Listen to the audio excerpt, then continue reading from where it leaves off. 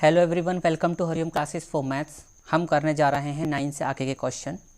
ये question number 9 है। Question number 9 में हमको क्या दिया है? इन द गिवन फिगर, नीचे चित्र दिया हुआ है, x y and x dash y dash are two parallel tangent. मतलब एक्स वाई और एक्स डैश वाई डैश है दो पैरेलल टेंजेंट है टू ए सर्किल, एक सर्किल के लिए विद सेंटर ओ, उस सर्किल के लिए जिसका सेंटर ओ है, एंड और अनदर टेंजेंट ए बी, और एक और टेंजेंट है जिसका नाम है A B with point of contact C, जो उसी सर्किल को सी पर कॉन्टैक्ट कर रहा है, टच कर रहा है, जिसका पॉइंट ऑफ कॉन्टैक्ट सी है। इंटरसेक्टिंग एक्स वाई, वो एक्स वाई को इंटरसेक्ट कर रहा है ए पर, and x dash y dash at B, और एक्स डैश वाई डैश को बी पर इंटरसेक्ट कर रहा है। प्रूव दैट, हमको प्रूव करना है ए ओ बी, कोई एंगल है ए ओ बी, आप चित्र में देखो जरा, ए ओ बी, उसको 90 डिग्री का प्रूव करना है हमें। अब मैं इस चित्र को लेके आपको समझाने वाला हूँ। ये एक्स वाई और ये एक्स डैश वाई डैश दो पैरेलल टेंजेंट हैं, ठीक है। एक टेंजेंट और है, ये है टेंजेंट ए बी। ये टेंजेंट ए बी इस तरीके से है कि ये इस सर्किल को तो सी पर टच कर रहा है, हाँ ठीक है, और एक्स वाई को ए पर कट कर रहा है, ये ए है, और एक्स डैश वाई डैश को बी पर कट कर रहा है। हमको प्रूव करना है ए ओ बी, मतलब ये वाला एंगल 90 डिग्री का होगा, ठीक है। इसको 90 डिग्री का प्रूव करने के लिए आप मुझे एक बात बताइए, ये पूरा एंगल कितने डिग्री का होगा? ये पूरा एंगल 180 डिग्री का होगा कि नहीं होगा? बिल्कुल। अगर मैं इस एंगल को इस एंगल के बराबर, सॉरी बाद में प्रूव करूंगा, लेकिन पहले मुझे इसको इससे मिला लेना चाहिए। हाँ अब करता हूँ। इस एंगल को इस एंगल के बराबर प्रूव कर दूं और इस एंगल को इस एंगल के बराबर प्रूव कर दूं, तो चार एंगल 180 डिग्री के बराबर होंगे, जिसमें से दो एंगल किन्हीं दूसरे दो एंगल के बराबर होंगे। तो वो दो जो एंगल बचेंगे वो 90 डिग्री हो जाएगा, और उन दोनों का एडिशन ही ए ओ बी होगा। ये हम करने जा रहे हैं। इसके और भी कई तरीके हैं, लेकिन ये तरीका मुझे आसान लगा। अब चलो इसे करते हैं। हमने देखो सबसे पहले क्या लिखा, जॉइन, हमने ऊपर यहाँ लिखा है जॉइन पॉइंट ओ टू सी, हमने ओ को सी से मिला दिया, ये मिला दिया, ये चित्र में मिला दिया। उसके बाद in triangle O P A, जरा ओ पी ए देखते हैं, ये रहा ओ, ये रहा पी और ये रहा ए। हमने ये ओ पी ए में लिया, मतलब इस वाले ट्राइंगल, और दूसरा वाला ट्राइंगल है ओ सी ए, ये वाला ट्राइंगल है। इन दोनों ट्राइंगलों में आप मुझे ज़रा चित्र में देखो पहले, क्या ये वाला टेंजेंट इस टेंजेंट के बराबर होगा? बिल्कुल होगा। ये रेडियस इस रेडियस के बराबर होगी? बिल्कुल होगी। ये दोनों में कॉमन होगा। अगर ऐसा होगा तो ये वाला ट्राइंगल इसके कॉन्ग्रुएंट हो जाएगा। यही हमने यहाँ लिखा है, ओ पी बराबर ओ सी, रेडियस है, ए पी इक्वल टू ए सी, दोनों टेंजेंट हैं, ओ ए दोनों में कॉमन है। तो इसका मतलब ये जो ट्राइंगल है उसके कॉन्ग्रुएंट हो गया। अगर ये कॉन्ग्रुएंट हो गया तो पी ओ ए, जरा देखो पी ओ ए, मतलब ये वाला एंगल इक्वल टू सी ओ ए, मतलब इस वाले, देखो इस वाले एंगल के बराबर हो गया, मतलब ये वाला एंगल इस एंगल के बराबर हो गया। इसी तरीके से जब हमें इस ट्राइंगल को और इस ट्राइंगल को, जरा चित्र में देखें, इस वाला ट्राइंगल और ये वाला ट्राइंगल लूँगा तो ये वाला एंगल इसी तरीके से इसके बराबर हो जाएगा। क्यों? क्योंकि देखो ये टेंजेंट इस टेंजेंट के बराबर है, ये दोनों रेडियस हैं, और ये बीच में कॉमन हो जाएगा। तो इस तरीके से दोनों ट्राइंगल भी कॉन्ग्रुएंट हो जाएंगे। अब हमारे पास क्या है, देखो चार एंगल। कौन कौन से चार एंगल? ये एंगल 1, एंगल 2, एंगल 3, एंगल 4, इन चारों का एडिशन 180 के बराबर है। इनके नाम करके लिखा है, ऐसे नहीं लिखा है हमने। हाँ देखो हमने यहाँ लिखा है सिंस, यहाँ देखिए since P Q is a diameter है ऑफ द सर्किल की, it is a straight line, ये स्ट्रेट लाइन होगी बिल्कुल। देयरफॉर, इस तरीके से पी ओ ए, जरा देखें चित्र में, पी ओ ए जिसको मैंने एंगल 1 माना है, ये एंगल 2 माना है, उसका नाम लिख दिया, ये एंगल 3 माना है, उसका नाम लिख दिया, ये एंगल 4 माना है, उसका नाम लिख दिया, इक्वल टू 180। बिल्कुल सही बात है, ये दोनों एंगल आपस में इक्वल हैं। अब हमें जौन सा एंगल रखना है, मतलब जिसको हमें 90 डिग्री प्रूव करना है और उसके अंदर आ रहा है, उस एंगल को हम रहने देंगे और उस दूसरे को रिप्लेस कर देंगे। मतलब ये वाला एंगल रिप्लेस होगा, इसकी जगह मैं क्या लिखूंगा, एंगल देखो सी ओ ए प्लस एंगल सी ओ ए, दो बार लिख दूंगा। क्यों? इसकी जगह मैंने एंगल सी ओ ए लिख दिया क्योंकि ये दोनों बराबर हैं, और ऐसे करने से क्या हो गया, 2 एंगल सी ओ ए हो जाएगा। और इसी तरीके से ये दोनों एंगल आपस में बराबर हैं, तो मुझे क्या काम करना है, इसकी जगह ये लिख दूंगा, तो ये इसकी जगह मैं लिख दूंगा एंगल COB, और एक एंगल COB ये रहा, एक एंगल COB ये रहा, दोनों जोड़ के हो जाएगा 2 एंगल COB, और ये हो जाएगा 180 के बराबर। अब पूरे में हम 2 से डिवाइड कर देंगे, इसमें 2 से डिवाइड किया तो यहाँ 2 से डिवाइड, इसमें भी 2 से डिवाइड करो और इसमें 2 से डिवाइड करो, तो ये 2 से 2 कट जाएगा, यहाँ ये 2 इस 2 को काट देगा और आगे ये 2 90 हो जाएगा, मतलब इन दोनों का एडिशन 90, और ये दोनों एंगल हैं किसके एडिशन के बराबर, ये दोनों एंगल हैं 90 डिग्री के बराबर, और जो एंगल हमें प्रूव करना है उसके बराबर। इस तरीके से हमने इसको प्रूव कर दिया। चलते हैं नेक्स्ट क्वेश्चन पे। अगले क्वेश्चन के अकॉर्डिंग, ये क्वेश्चन नंबर 10 है, पढ़ते हैं। प्रूव दैट, मतलब सिद्ध कीजिए, angle between the 2 tangents drawn from an external point. 2 tangent हैं जो बाहर किसी पॉइंट से ड्रॉ किए गए हैं, उनके बीच का angle, point of contact to the circle, हाँ ठीक है।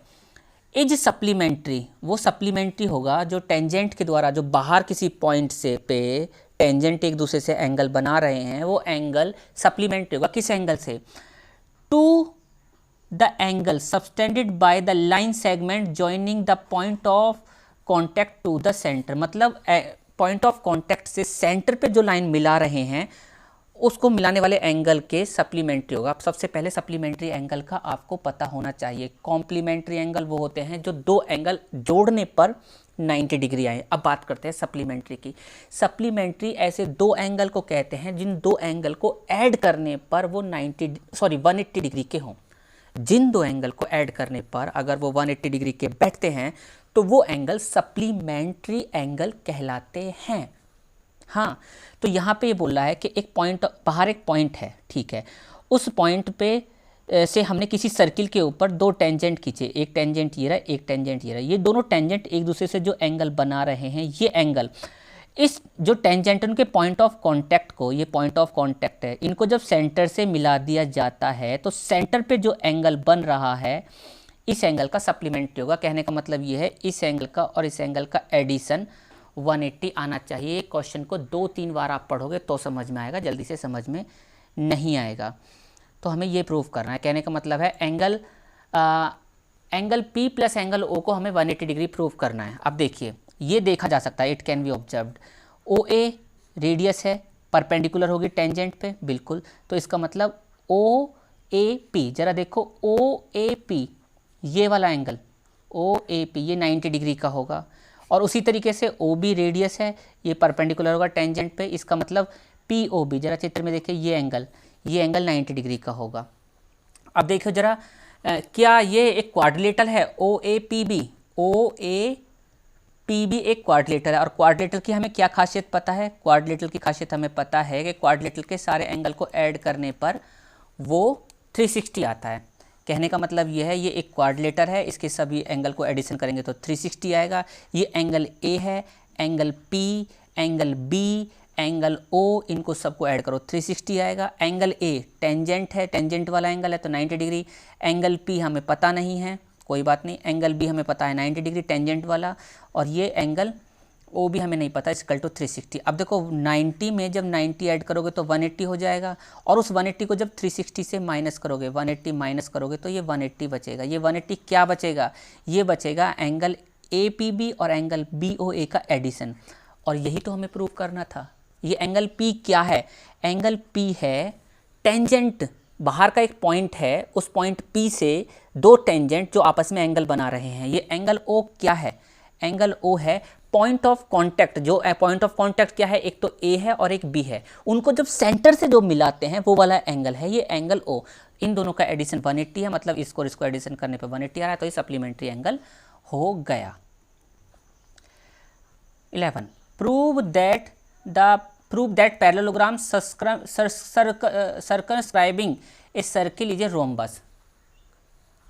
मतलब एक पैरेललोग्राम है जो एक सर्किल को सर्कमस्क्राइबिंग कर रहा है, पूरी तरीके से उसको 4 पॉइंटों पे टच कर रहा है, वो एक रोम्बस होगा।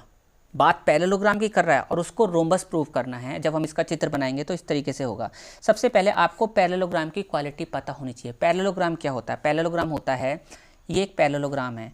अगर ये एक पैरेललोग्राम है जिसका नाम है A, B, C और डी रखता हूँ, अगर ये पैरेललोग्राम है तो ये A B line C D के बराबर होगी या डी सी के बराबर होगी और A D line B C के बराबर होगी। ये बात इसमें फॉलो होती है। तो यही यहाँ लिख रखा है, since A B C D is एक पैरेललोग्राम, तो ए बी किसके बराबर होगा, सी डी के, और बी सी किसके बराबर होगा, ए डी के। बी सी ए डी के बराबर होगा। जरा आप ए बी को देख लो चित्र में और सी डी को भी देख लो और बी सी को देख लो, ए डी को देख लो। अब बात करते हैं, इसको रोम्बस प्रूव करना है। अरे भाई, अगर इसको रोम्बस प्रूव करना है तो रोम्बस क्या होता है, ऐसा कोई भी चित्र, कोई भी फोटो जिसके जो क्वाड्रिलेटरल हो और जिसकी चारों साइड बराबर हो, मतलब अब इसमें अपोजिट साइड तो बराबर है, जैसे ये वाली साइड इसके बराबर है, ये वाली साइड इसके बराबर है, लेकिन अगर ये चारों साइड एक दूसरे के बराबर हो जाएं तो ये पैरेललोग्राम से रोम्बस हो जाएगा। ठीक है, तो मतलब हमें चारों साइड इक्वल प्रूव करनी है, ये हमारा टारगेट है। चलो, क्या ऑब्जर्व किया जा सकता है, जरा चित्र से ये देखते हैं। सबसे पहले तो ये पैरेललोग्राम है, तो आप आमने सामने की लाइन बराबर है, वो हमने ऊपर बता ही दिया है। ये ऑब्जर्व किया जा रहा है, जरा देखिए, डी पॉइंट से क्या डी आर डी एस के बराबर होगा, बिल्कुल होगा भैया, टेंजेंट है। इस पॉइंट से ये पॉइंट ऑफ कांटेक्ट है, ये पॉइंट ऑफ कांटेक्ट है, इस वाले पॉइंट से ये टेंजेंट के कारण बराबर होगा। सी आर सी क्यू के बराबर होगा, बिल्कुल होगा, टेंजेंट की क्वालिटी से। बी पी, जरा बी पॉइंट से देखिए, बी पॉइंट से बी पी बी क्यू के बराबर होगा, बिल्कुल, और ए पी ए एस के बराबर होगा, बिल्कुल होगा। आपको एक और क्वेश्चन याद आ रहा होगा, हमने बिल्कुल ऐसा ही एक और क्वेश्चन किया था, वो क्वाड्रिलेटरल था और उसमें कुछ और प्रूव करना था, बिल्कुल। ठीक है, अब हम क्या काम कर रहे हैं, हम ऐड कर देते, चारों साइड्स को ऐड कर दिया, मतलब इक्वेशंस को ऐड कर दिया, तो इधर वाले इधर ऐड हो जाएंगे और इस साइड वाले इस साइड ऐड हो जाएंगे। तो डी आर और सी आर ये सब मतलब इधर ऐड किए, इधर वाले इधर ऐड कर दिए। इसमें क्या है, डी एस और ए एस आपस में एक पेयर बनाते हैं, इसलिए उनको पास पास लिया है, और ये तो दोनों पेयर बनाते हैं। पेयर जैसे बनते हैं, पेयर कैसे बन रहे हैं, मतलब पेयर का क्या मतलब है, जो दो लाइन, मतलब जैसे डी आर एक लाइन है और सी आर एक लाइन है, जो दो लाइन एक पूरी लाइन बना रही हैं उनको एक जगह कर दो। ये तो आपस में पूरी लाइन बना ही रही है, ये भी आपस में पूरी लाइन बना रही है। जरा आप देखें चित्र में, डी आर और सी आर क्या बना रहे हैं, D R C R D C या सी डी लाइन बना रहे हैं कि नहीं बना रहे हैं। ऐसी बी पी, जरा चित्र में देखिए, बी पी और ए पी क्या ए बी लाइन बना रहे हैं कि नहीं बना रहे, बिल्कुल बना रहे हैं। इस तरीके से हमने पेयर करके कर दिया। तो इसका मतलब ये हुआ, नीचे इसकी जगह तो ये आ गया, इसकी जगह ये आ गया, इसकी जगह ये आ गया और इसकी जगह ये इसकी जगह आया है। अब ये आपस में इस तरीके से बराबर हैं, लेकिन हमें पता था, क्या पता था, हमें कुछ दिया हुआ था। इक्वेशन फर्स्ट में क्या दिया हुआ है, हमें इक्वेशन फर्स्ट में दिया हुआ है ए बी और सी डी आपस में बराबर है। क्यों, क्योंकि पैरेललोग्राम था भाई, पैरेललोग्राम में दोनों आपस में बराबर हैं और ये दोनों आपस में बराबर हैं, ये दोनों आपस में बराबर हैं। तो जब ये दोनों आपस में बराबर है तो इनमें से किसी एक को रख दो, जैसे ए बी की जगह रहने देते हैं और सी डी को ए बी बना देते हैं, सी डी को ए बी लिख देते हैं क्योंकि दोनों आपस में बराबर है। ऐसे ही ए डी को बी सी लिख देते हैं। अब ऐसा करने से क्या होगा, हमारे पास आएगा A B plus A B और सामने क्या आएगा, A D sorry B C, हम बी सी रख रहे हैं, B C plus B C. तो ए बी में ए बी ऐड करेंगे तो 2ab आ जाएगा और बी सी में बी सी ऐड करेंगे तो 2bc आ जाएगा। ये 2 से 2 कट जाएंगे आपस में, A B equal to B C आ जाएगा। अब एक बार मैं आपको चित्र पर लेकर चलना चाहूँगा, ये बहुत ज़रूरी है। आप चित्र देखिए, देखिए ये ए बी लाइन, ये ए बी लाइन इसके बराबर है पहले से ही, मैं नहीं कह रहा हूँ, ये तो पैरेललोग्राम है इसलिए, और ये ए डी लाइन इसके बराबर है।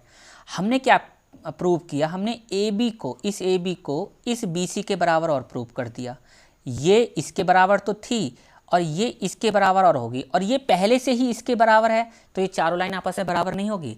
और जब ये चारों लाइन आपस में बराबर हो चुकी हैं तो ये क्या हुआ, ये एक रोम्बस हो गया। रोम्बस में तो चारों लाइन ही बराबर होती है, यही यहाँ बोला गया है। इक्वेशन फर्स्ट, सेकंड और थर्ड से हम क्या प्रूव कर सकते हैं, A B C, B C, C D और डी ए आपस में बराबर हैं और इस तरीके से ए बी सी डी एक रोम्बस हो जाता है। चलते हैं नेक्स्ट क्वेश्चन पे। ये क्वेश्चन नंबर 12 है, इसमें चित्र ये पहले से ही दिया हुआ है, ठीक है। A triangle A B C is drawn to circumscribe a circle of radius 4 centimetre such that the segments BD and DC into which BC is divided by the point of contact D are of the length 8 cm and 6 cm respectively. See figure, चित्र को देखिए भैया ध्यान से। Find the side AB AC, मतलब AB और AC find करना है। कहने का मतलब उसने चित्र दिया हुआ है, इस चित्र को जब हम देखते हैं तो ये जो रेडियस है ये रेडियस 4 है। हमें ये बोला है एक ट्राइंगल है, हाँ है, वो एक सर्किल को सरकमस्क्राइब कर रहा है, और उसमें जो नीचे वाली लाइन है वो जो D पॉइंट पे टच हो रही है सर्किल को, वो ऐसे 6 और 8 दो रेशियो में डिवाइड कर रही है नीचे वाली लाइन। हमको AB, ये AB पूरी लाइन और AC मतलब ये वाली पूरी लाइन का पता करना है। आपको एक बात बता दूं, ये C से ये दो टेंजेंट खींचे गए हैं। अगर मैं इसको E मान लो, इस वाले पॉइंट को, इधर तो F मान लूँ और इधर E मान लो, तो अगर ये 6 है तो ये भी 6 होगा, और अगर ये 8 है चित्र में तो ये भी 8 होगा। अब बात करते हैं ऊपर की। अगर मुझे यहाँ x, इसका x पता चल जाए, यहाँ से यहाँ तक की दूरी, तो ये भी x होगा, और उससे मैं AC और AB निकाल सकता हूँ। मुझे x निकालना है। ज़रा आप चित्र को देखेंगे, मैं नीचे इस चित्र को दोबारा जो बनाया गया उसको दिखा दूँ आपको। इस तरीके से चित्र बनेगा। नीचे वाली ये 6 है तो ये भी 6 होगी क्योंकि ये टेंजेंट है C से। ये 8 है तो ये भी 8 होगी क्योंकि ये टेंजेंट है B से। अब हम A से मानते हैं। ये अगर x है तो ये भी x हो गया क्योंकि ये टेंजेंट है A से। अब ये x पता चल जाए हमें तो हम x में 6 को ऐड कर देंगे और इस x में 8 को ऐड कर देंगे, AB और AC का पता चल जाएगा। लेकिन ये पता चलना ही काफ़ी अच्छी बात है, काफ़ी टेढ़ी खीर है, इतना हार्ड भी नहीं है, लेकिन समझने की ज़रूरत है। हम इस ट्राइंगल का एरिया 2 बार निकालेंगे। एक बार कैसे? आप एक बार हेरोन्स फार्मूले से। हेरोन्स से कैसे निकलेगा आप देखिए, ज़रा नीचे देखिए, मैं इसको नीचे जो लिख रखा है उसको देखिए आप। इन ट्राइंगल ABC, ज़रा ABC ट्राइंगल में ये तो मैंने जो माने थे ये 8 के बराबर होंगे, ये दोनों 6 और 8 के बराबर होगा, ये x होगा। ये तो जो मैंने ऊपर आपको बता दिया है वो है। अब नीचे AB जो लाइन है, क्या वो AE प्लस EB का एडिशन है? अगर एडिशन है तो वो x प्लस 8 हो जाएगी। ऐसे ही BC लाइन जो है, ज़रा BC देखो, BC 8 प्लस 6 14 हो जाएगी। ऐसे ही CA लाइन 6 प्लस x हो जाएगी। आप ऊपर से देख सकते हैं। 2s क्या होता है? जब 2s निकालते हैं, 2s होता है A प्लस B, वो जो होता है 2s होता है A plus B plus C। वो A प्लस B वो साइड्स ही होती हैं, जैसे ये side AB plus BC side plus CA side. अब हम इनको ऐड कर देंगे। हमें AB की लाइन दे रखी है, BC की, CD की, ये सब दे रखी हैं। इनको हम करते हैं। देखिए एक लाइन तो ये थी, उसकी वैल्यू रख दी, दूसरी लाइन की वैल्यू रख दी और तीसरी लाइन की भी वैल्यू रख दी। अब क्या है, ये x से x ऐड हो जाएगा तो 2x हो जाएगा, और इन सब को जब हम ऐड करेंगे नंबर्स को, डिजिट्स को, तो क्या आएगा? 28 आएगा। यहाँ पे ज़रा इसको ऐसे देखिए, ये आएगा 2s के बराबर। ये किसके बराबर आएगा? 2s के। अब दोनों तरफ 2 से डिवाइड कर दो। 2 से डिवाइड करेंगे तो ये ऐसे आएगा, ये 2 से 2 कट जाएगा, ये 2 इसको 14 बार काट देगा, ये 2 इसको काट देगा, तो ये s आ जाएगा। s आ जाएगा 14 प्लस s, ये s यहाँ है, s equal to 14 plus x आ जाएगा। हेरोन्स फार्मूले से हम ट्राइंगल का एरिया निकालते हैं। एरिया ऑफ ट्राइंगल जो होता है, Heron's formula s under root, मतलब under root s, s minus a, s minus b और s माइनस c होता है। s क्या है? ये s की वैल्यू तो ये है, s माइनस a, s तो ये है, और a क्या है? a हमने उसमें किसी एक साइड को मान लिया, वो 14 वाली मान ली। s मतलब 14 plus x minus b, b क्या है उसमें? b एक दूसरी साइड को ले लिया जिसका नाम है 6 प्लस एक्स, लेकिन क्योंकि ये प्लस में बाहर ब्रैकेट लगा दिया, माइनस ये लगा दिया, एंड 14 माइनस तीसरी साइड जिसको हमने c मान लिया है। ठीक है भाई, क्या करते हैं, ये तो ऐसा का ऐसे ही रह जाएगा। जब इस ब्रैकेट को हम खोलेंगे, ब्रैकेट को खोलते ही ये 14 प्लस का, ये 14 माइनस का एक दूसरे को कट कर देंगे, ये x बच जाएगा। ऐसे ही ये x बच गया यहाँ पे। अब ऐसे ही इस वाले ब्रैकेट की बात करो, ये तो हमने उस ब्रैकेट की बात करके x लिख दिया। जैसे ही मैं ब्रैकेट ओपन करूँगा इसका, 14 प्लस x है, माइनस 6 माइनस x हो जाएगा, x से x कट जाएगा, 14 में से 6 माइनस होगा तो 8 बचेगा। अब अगले वाले ब्रैकेट की बात करो, ये वाला ब्रैकेट। जैसे ही इसका ब्रैकेट ओपन करूँगा, 14 plus x minus 8 minus x, ये x को कट देगा, और 14 में से जब 8 को माइनस करूँगा तो 6 आ जाएगा। कहने का मतलब है ये सॉल्व करके ये आ जाएगा। अब हम क्या काम कर रहे हैं, इसके इन दोनों के जब फैक्टर करेंगे, इसके फैक्टर करेंगे 8 के और 6 के, ज़रा देखें आप इसको, यहाँ देखें अंडर रूट ऐसे करके 14 प्लस एक्स और एक एक्स, और उसके बाद और तो फैक्टर नहीं हो सकते लेकिन इसके हो सकते हैं, तो जिसके हो रहे हैं उनके हमने कर दिए, ये कर दिए। ये दो पेयर बाहर निकल के आगे 4 हो गया, अंदर 3 बचेगा, तो 3 अंदर बच गया, 4 तो बाहर आ गया, और जो एक्स है इसकी मल्टीप्लाई यहाँ पे कर दिए, इस तरीके से लिख दिया। अब हमें एक बार फिर से चित्र को देखना होगा, चलो चित्र को देखते हैं। ज़रा देखिए इस चित्र को, देखिए यहाँ पर ये परपेंडिकुलर है, ये एक ट्राइंगल बन रहा है जिसका ये बेस है AB और उसकी हाइट है OD। इसी तरीके से ये एक ट्राइंगल बन रहा है जिसका बेस है AB और उसकी हाइट है OE, और इसी तरीके से ये एक ट्राइंगल बन रहा है ये वाला, किसका बेस है AC और उसकी हाइट है FO। मतलब एक ट्राइंगल को हम 3 छोटे छोटे ट्राइंगल में डिवाइड कर रहे हैं और उसका फिर एरिया निकालेंगे छोटे छोटे ट्राइंगल्स का, और उनको ऐड करके बड़े बड़े ट्राइंगल के बराबर कर देंगे। ये थीम हम अब करने वाले हैं। तो ज़रा आप देखिए इस चीज़ को,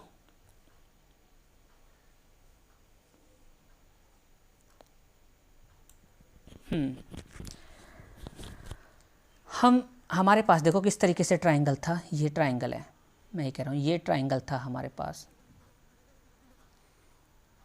ये ट्राइंगल है, यहाँ पे है A, यहाँ पे है B और यहाँ पे है C। फिर क्या था, फिर था ये सर्किल जो ऐसे टच करके जा रहा है। फिर क्या है यहाँ पे सेंटर, इसको इससे मिलाया, इसको इससे मिलाया, इसको इससे मिलाया।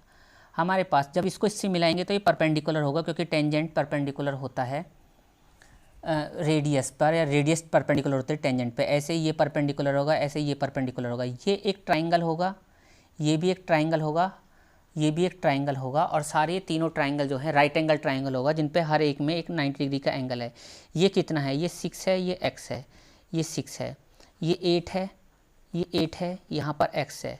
तो ये जो ट्राइंगल का एरिया आएगा, इस वाले ट्राइंगल का एरिया क्या आएगा, वो अब हम विचारणीय क्वेश्चन है। ये अगर मैं, ये देखो सबकी रेडियस 4 है, ये 4 है, ये 4, ये 4, ये ट्राइंगल OBC, जरा देखो OBC ये होगा 1/2 OD मल्टीप्लाई BC। OD क्या है, OD है यहाँ पे D पॉइंट है, यहाँ पे E है, यहाँ पे F है।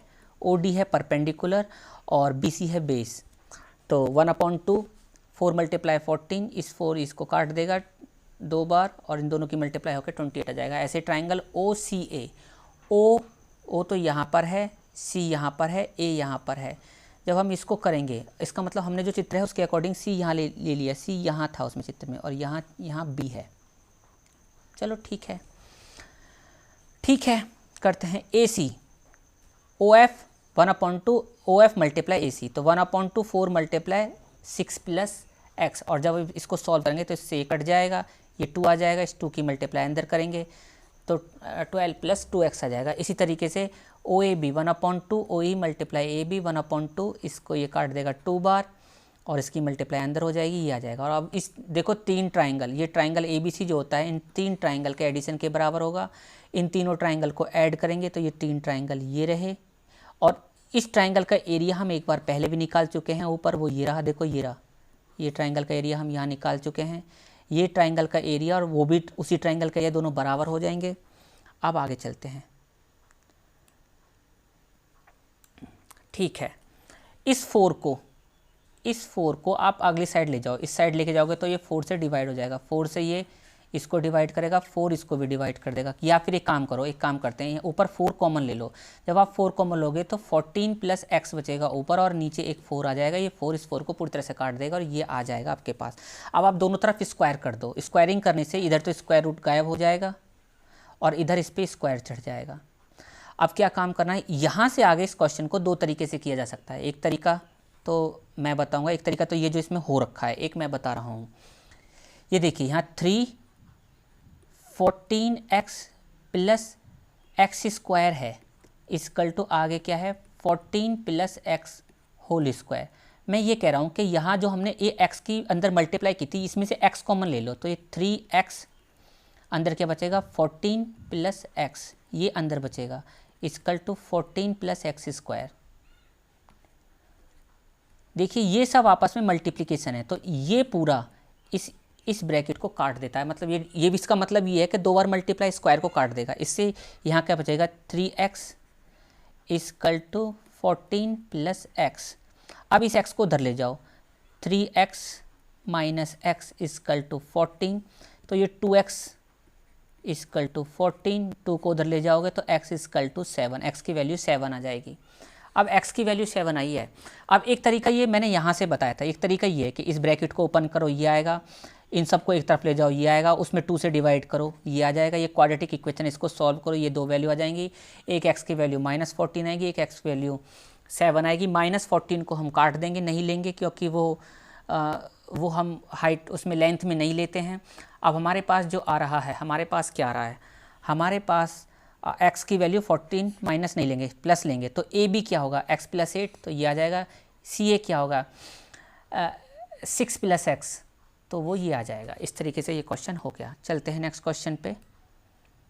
ये नेक्स्ट क्वेश्चन है, चलो इसे पढ़ते हैं पहले। प्रूव दैट, सिद्ध कीजिए, prove that opposite side of a quadrilateral, मतलब किसी क्वाड्रिलेटरल की opposite side, circumscribing a circle, जो एक सर्किल को सर्कमस्क्राइबिंग कर रहा है, subtended supplementary angle at the centre of the circle. और ये क्वेश्चन बड़ा ही खतरनाक और बड़ा ही ज़बरदस्त और बड़ा ही बढ़िया है। ये बोल रहा है एक क्वाड्रिलेटरल है, जैसे देखो हमने एक क्वाड्रिलेटरल बना दिया, हमें ये बोल रहा है इसकी जो अपोजिट साइड है, मतलब ये AD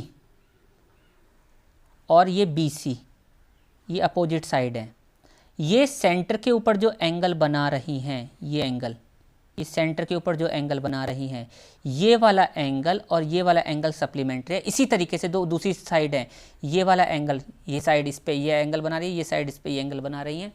ये अगर इस एंगल को ऐड किया जाता है तो सप्लीमेंट्री ही आता है, ये हमको प्रूव करना है। ये बोल रहा है एक क्वाड्रिलेटरल की जो अपोजिट साइड है, और अपोजिट साइड सेंटर पे जो एंगल बनाती हैं, साइड जो एंगल बनाती है, जिस साइड को कोनों को एंगल से सेंटर से मिलाने पर जो एंगल बनता है, वो एंगल सप्लीमेंट्री होता है। किस कंडीशन में? जब कोई सर्किल किसी क्वाड्रिलेटरल को सर्कमस्क्राइबिंग कर रहा है। यहाँ पे मैं एक छोटी सी चीज़ बता दूँ, ये ए पॉइंट देखो जरा आप, एक पॉइंट, ये ए पॉइंट है, मैंने इसको ए पॉइंट को इससे मिला दिए, सारे पॉइंट इनको मिला दिए, ठीक है। ये एंगल 1 एंगल 8 के बराबर होगा कि नहीं होगा? बिल्कुल होगा, क्योंकि देखो ये बाहर ए से P और ए से ऐसे एक टेंजेंट है, और मैंने आपको बताया था जब इस सेंटर को मिलाते हैं, मैंने ये आपको मुझे लगता है इंट्रोडक्शन में भी बताया था, इस एक्सरसाइज के इंट्रोडक्शन में, कि ये वाला एंगल इसके बराबर होता है। वो तो हम इसमें प्रूव भी करेंगे, ऐसे ही एंगल 1 एंगल 8 के बराबर प्रूव करेंगे, एंगल 7 एंगल 6 के बराबर प्रूव करेंगे, एंगल 5 एंगल 4 के बराबर है, एंगल 3 एंगल 2 के बराबर है। अब इसमें 8 एंगल हैं, जिसमें से 4 एंगल दूसरे 4 एंगल के बराबर हैं, और ये हमारा काम को सिद्ध कर देगा। क्यों? क्योंकि कोई भी 4 एंगल मिलकर अपोजिट साइड के एंगल बनाते हैं। देखो जरा, अगर मैं AD की बात करूं, चित्र में जरा AD देखो, AD का एंगल क्या है? AD का एंगल है 8 और 7, ये दोनों एंगल मिलके 8 एंगल 8 और एंगल 7, ये दोनों एंगल AD के कंबाइंड एंगल हैं। अगर AD का एंगल कहें तो इन दोनों का एडिशन है। ऐसे ही BC का एंगल मैं बोलूं तो 3 और 4 BC का एंगल है। चलो इसका आंसर करते हैं। इसके आंसर पर जब हम चलना शुरू किए, हम सबसे पहले हमने ये कहा कंसीडर, 2 ट्राइंगलों को कंसीडर करो, AOP और AOS। ये चित्र में अगर आप देखोगे तो AOP ये वाला ट्राइंगल है और AOS ये वाला ट्राइंगल है। इन दोनों ट्राइंगलों पर कंसीडर किया गया है। AP = AS है, दोनों टेंजेंट है। OS = OP है, दोनों रेडियस हैं। OA = O है, दोनों कॉमन है। जब क्या दोनों ट्राइंगल कॉन्ग्रुएंट हो गए? बिल्कुल हो गए। अगर दोनों ट्राइंगल कॉन्ग्रुएंट हो गए, मतलब आप चित्र में देखो, ये वाला ट्राइंगल इसके कॉन्ग्रुएंट हो गया, तो ये वाला एंगल इसके बराबर हो गया कि नहीं हो गया? बिल्कुल हो गया। अब हम सिमिलरली करके कहेंगे, अब सारे ट्राइंगल को कॉन्ग्रुएंट प्रूव नहीं करेंगे, अब हम सिमिलरली करके आगे काम करने वाले हैं। सिमिलरली करके क्या करेंगे? सिमिलरली जैसे, ओहो कहाँ भाग रहे हो, आ जाओ भाई साहब।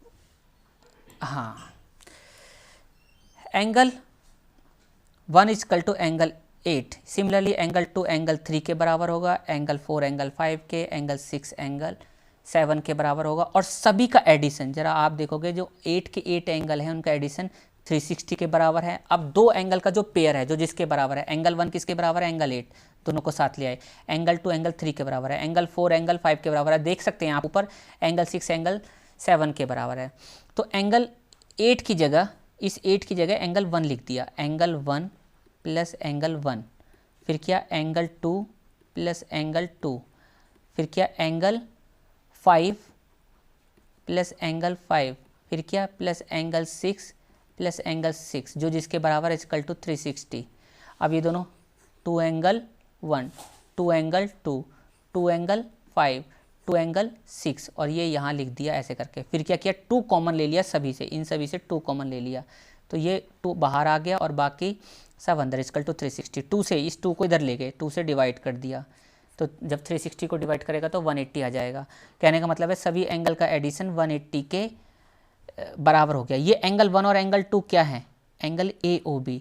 एंगल 5 और एंगल 6 क्या है, एंगल COD। आप एक बार चित्र बना लेंगे, ऊपर वाला चित्र एक बार अच्छी तरह से बना के जब आप उसको समझेंगे तो आपको जल्दी से ही समझ में आ जाएगा, इक्वल टू 180। इसी तरीके से हम प्रूव कर सकते हैं बाकी के दो जो एंगल हैं उनका एडिशन भी 180 है। और इस तरीके से ये सिद्ध हो जाता है कि अपोजिट साइड जो होती है क्वाड्रिलेटरल की, वो 180 डिग्री मतलब सप्लीमेंट्री एंगल बनाती है दोनों का एडिशन। ये जो एंगल है ये लाइन के द्वारा बनाया गया एंगल है, और ये वाला भी एंगल इसकी अपोजिट लाइन के द्वारा बनाया गया एंगल है। Thank you.